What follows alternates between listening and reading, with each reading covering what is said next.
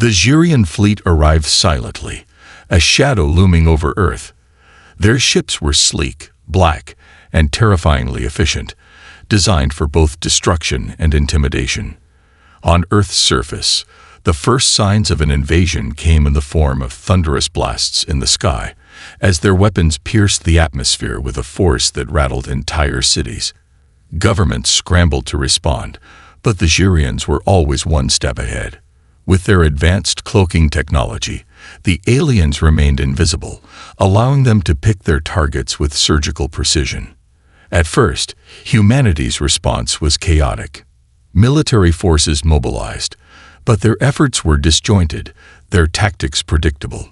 The Xurians barely had to lift a finger to wipe out entire battalions. In mere hours, a dozen military bases had been reduced to rubble. The invasion felt almost effortless. In the Oval Office, President Emily Carter watched helplessly as her military commanders reported one failed counterattack after another. The Pentagon was in flames, the skies above the East Coast choked with smoke, and still there was no clear understanding of the alien invaders' true power.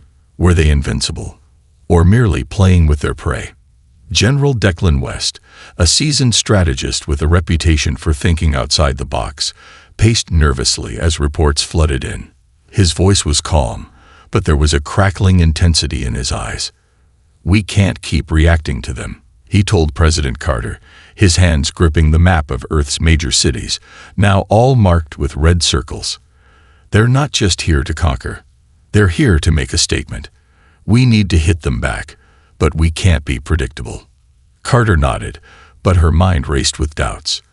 How could a species so far advanced be stopped? And worse, what if Earth was just one more in a long line of fallen worlds? A nagging feeling crept through her mind. Something didn't add up. The Xurians were not just invading. They were toying with them. But why? This continuation builds suspense around the Xurians' invasion, setting up a sense of helplessness and urgency. General West's suggestion of an unorthodox approach hints at a turning point, while President Carter's inner thoughts introduce the mystery of why the aliens are behaving the way they are. This tension sets the stage for humanity's unexpected resistance. In the wake of the initial devastation, General Declan West began assembling a group of top military minds, men and women who had seen the worst of combat. But it wasn't just their military expertise that made them valuable. West knew the Xurians were expecting predictable tactics. That was their fatal flaw. He needed to create a resistance that could think and fight in ways the invaders would never anticipate. He called the group Operation Phoenix, a guerrilla campaign aimed at disrupting the Xurians' communication networks, supply lines, and infrastructure. The first strike came in the dead of night, when Xurian warships were preoccupied with their ongoing assaults. A small team of soldiers, led by Captain Marcus Dalton, slipped into Washington, D.C., under the cover of darkness, carrying nothing but improvised explosives, and a single mission: to cripple the invaders' strategic command. The attack was brutal but quick. Dalton's team hit their targets with ruthless efficiency, blowing up key power stations, sabotaging Xurian drones, and planting false intel to confuse the alien forces. The humans worked like shadows, moving in small, isolated groups and blending into the chaos. To the Xurians, who were used to overpowering civilizations with sheer firepower, it was madness. How could a species so technologically inferior mount an organized counterattack? The Xurians responded with force, of course, but their overconfidence soon turned to frustration. Their advanced sensors couldn't keep up with the humans' unpredictable movements. Each time the Xurians thought they'd cornered a resistance cell, it evaporated like smoke, leaving behind only traces of sabotage and destroyed equipment. Lieutenant Nora Reyes, a former archaeologist and now West's most trusted tactical officer, made an observation that chilled everyone. "They're not just fighting back," she said as they watched footage of a burning Xurian ship. "They're learning. Every strike teaches them something new. They're adapting." West nodded, his eyes narrowing. "Then it's time we gave them more to learn." The battle for Earth had just begun, and humanity was no longer just a prey species. This continuation heightens the sense of urgency and introduces the idea that humanity is not simply reacting to the invasion, but actively learning how to fight back in creative, unpredictable ways.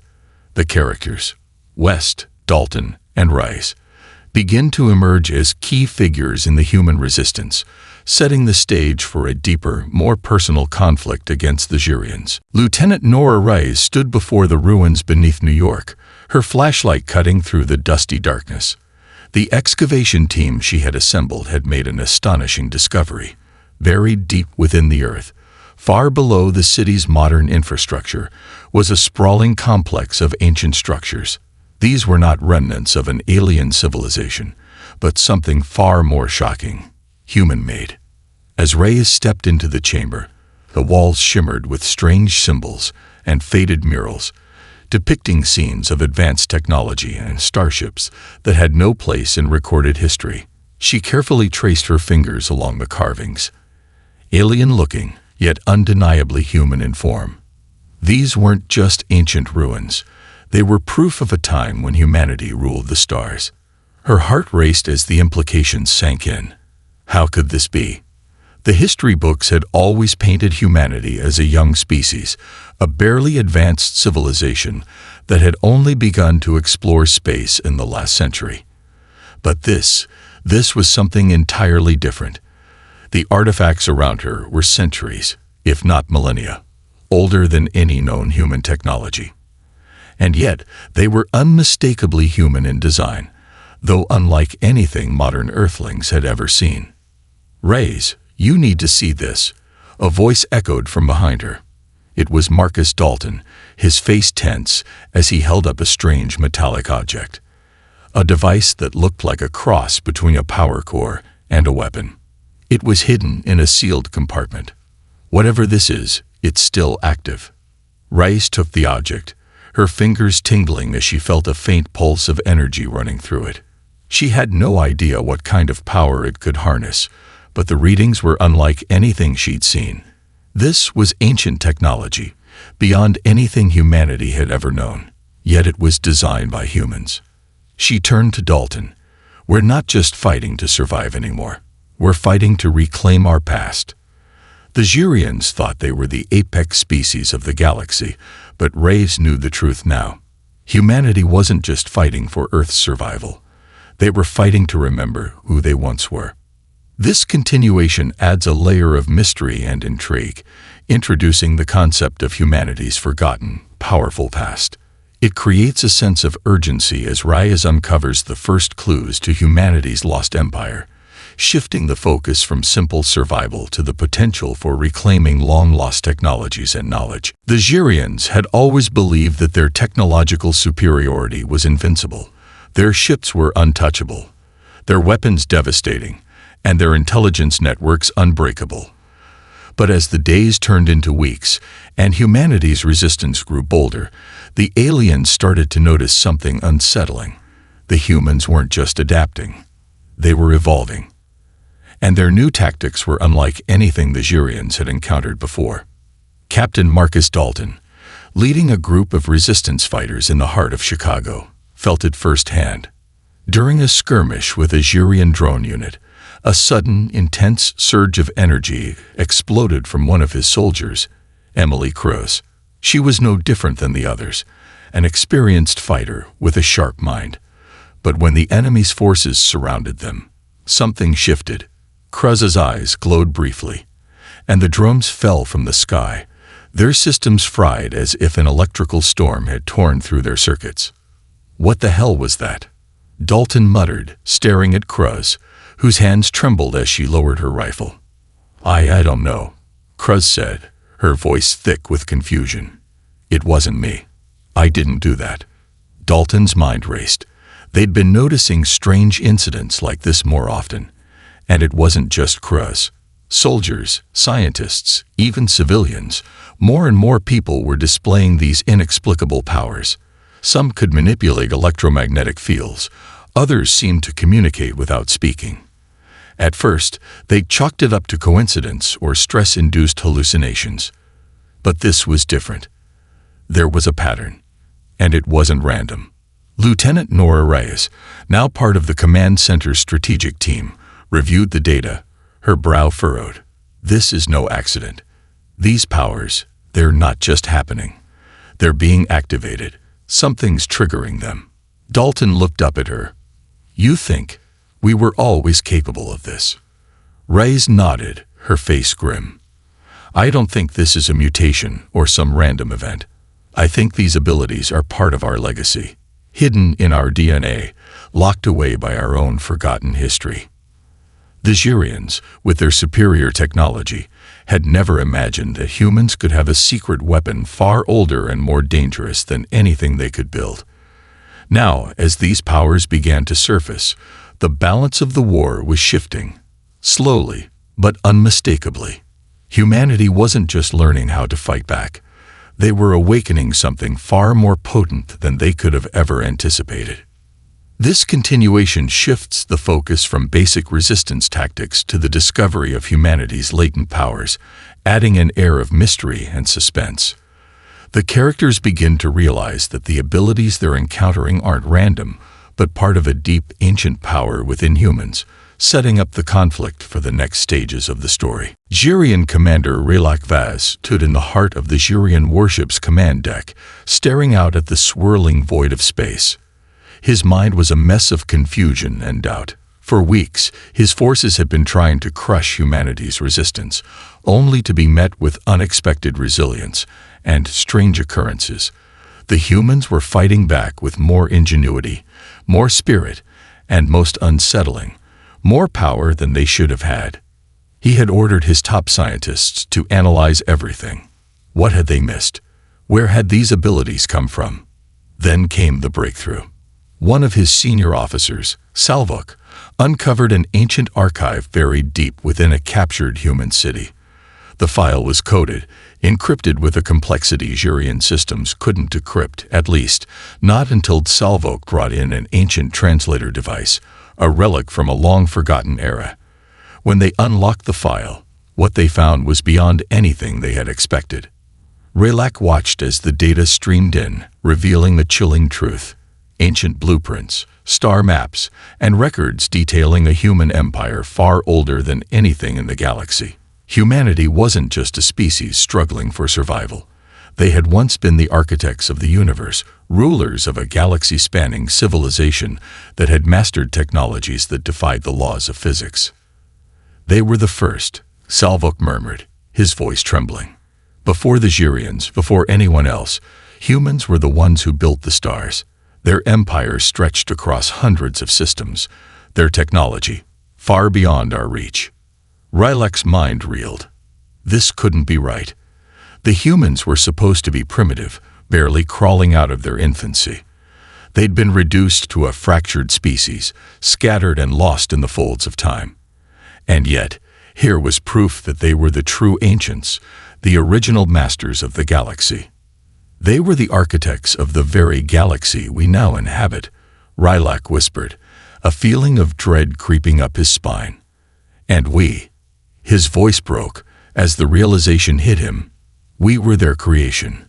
The Xurians weren't just a conqueror species. They were a byproduct of humanity's lost empire, shaped and manipulated by forces they couldn't even comprehend. But why? Why had humanity fallen? And why hadn't they been allowed to remember? In this continuation, the Xurians' understanding of the universe is completely upended as they discover humanity's true ancient role. Relak Vaz and his officers begin to see their species as pawns in a much larger forgotten game, one that had been shaped by humans themselves. This revelation sets the stage for the unraveling of humanity's lost history and raises the stakes as the Xurians begin to understand just how badly they've underestimated their enemy. The resistance was no longer just a ragtag group of survivors fighting for their homes. It had evolved into something more, something dangerous. Humanity's latent powers were awakening across the globe, and with them, the balance of the war had begun to shift in unexpected ways. Captain Marcus Dalton had felt the change first. It had started with small bursts of energy, odd, uncontrolled moments when his emotions surged. But now, As he led his unit through the war-torn streets of Detroit, something was different. When they encountered a Jurian assault squad, Dalton didn't just fight back. He felt the air crackle around him, as if the world itself was bending to his will. His heart pounded, not from fear, but from the sheer force of what was happening to him. The ground beneath his feet vibrated, and the Jurian soldiers faltered as their weapons malfunctioned, their systems failing in sync. "Dalton, what the hell are you doing?" shouted Emily Cruz, his second in command, as she watched in awe and terror. Dalton couldn't answer. He didn't understand it himself.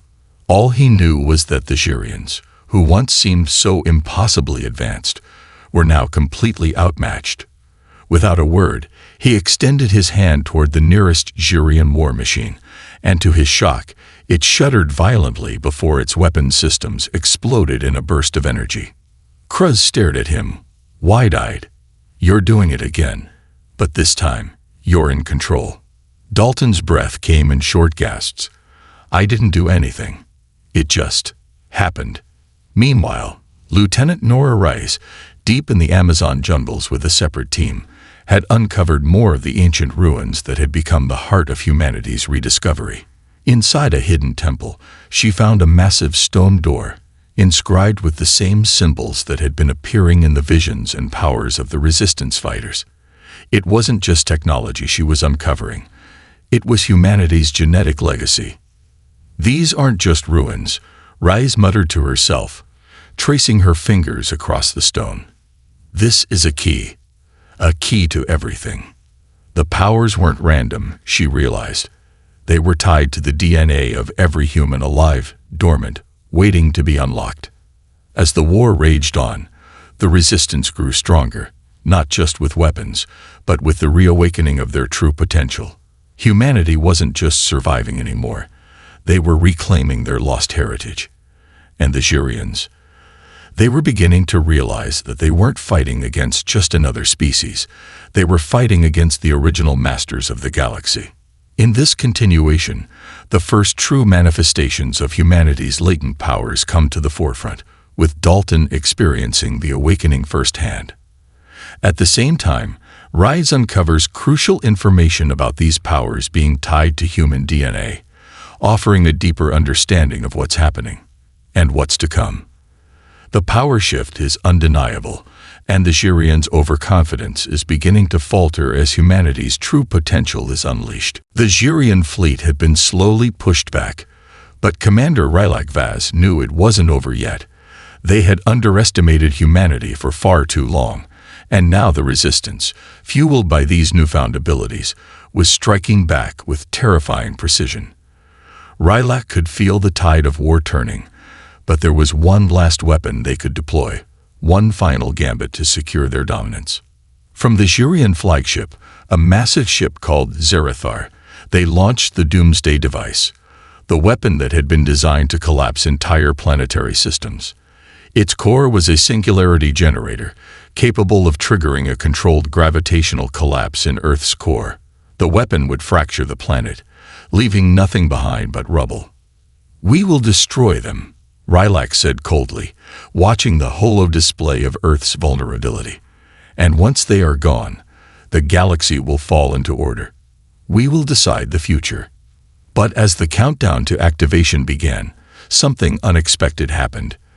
The human resistance, now bolstered by their powers and ancient knowledge, was no longer scattered or disorganized.